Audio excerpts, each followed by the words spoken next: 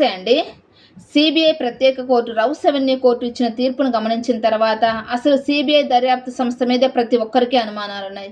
స్వతంత్ర దర్యాప్తు సంస్థగా పనిచేయాల్సినటువంటి సిబిఐ రాజకీయ నేతల ఒత్తిళ్లకు తలొగ్గుతూ పనిచేస్తుందా అనే అనుమానాలు ప్రతి ఒక్కరిలో ఉన్నాయి. ఎందుకంటే ప్రాథమిక ఆధారాలు కూడా లేకుండా సిబిఐ ఒక ముఖ్యమంత్రిగా స్థానంలో ఉండగా రాజ్యాంగబద్ధ పదవిలో ఉన్నప్పుడు అరవింద్ కేజ్రీవాల్ గారిని అరెస్ట్ చేసి దాదాపుగా 5 నెలలకు పైగా జైల్లో ఉంచారు. డిప్యూటీ సీఎంగా ఉన్న మనీష్ సిసోడియా గారిని అరెస్ట్ చేసి దాదాపుగా 19 నెలలకు పైగా జైల్లో ఉంచారు. కనీసం ప్రాథమిక ఆధారాలు లేకుండా రాజ్యాంగబద్ధ పదవిలో ఉన్న వారిని సిబిఐ వాళ్ళు అరెస్ట్ చేశారంటే సిబిఐకి ఏమన్నా ప్రత్యేక అధికారాలు ఉన్నాయా? ఎందుకని ప్రాథమిక ఆధారాలు కూడా లేకుండా వాళ్ళని అరెస్ట్ చేసి ఆ విధంగా వాళ్ళ వ్యక్తిగత స్వేచ్ఛను హరించారు? అసలు సిబిఐ కారణంగా దేశంలో 2 రాజకీయ పార్టీలు తీవ్ర నష్టం చవిచూశాయి. ఆప్ పార్టీ, బీఆర్ఎస్ పార్టీ.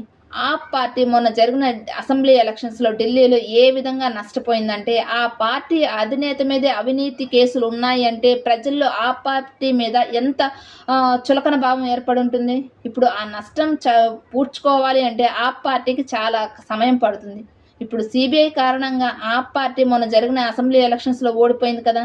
మళ్ళీ తెలంగాణలో బీఆర్ఎస్ పార్టీ ఓడిపోవడానికి చాలా కారణాలున్నాయి. అందులో కవిత గారి లిక్కర్ కేసు కూడా ఒక కారణమే. కవిత గారి లిక్కర్ కేసు కారణంగా అసలు కేసీఆర్ కుటుంబంలోనే చీలికలు ఏర్పడ్డాయి.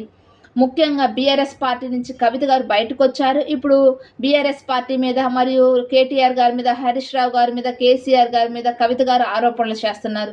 ఎందుకంటే నా మీద బీజేపీ వాళ్ళు ఫాల్స్ కేసు పెట్టారు, అయినా కానీ అది ఫాల్స్ కేసు అని తెలిసినా కానీ నాకు సపోర్ట్గా నా కుటుంబం కూడా నిలబడలేదు అని చెప్పేసి ఇప్పుడు కవిత గారు వాళ్ళ మీద ఆరోపణలు చేస్తున్నారు. సిబిఐ కారణంగా ఒక కుటుంబంలో చీలికలు ఏర్పడ్డాయి కదా.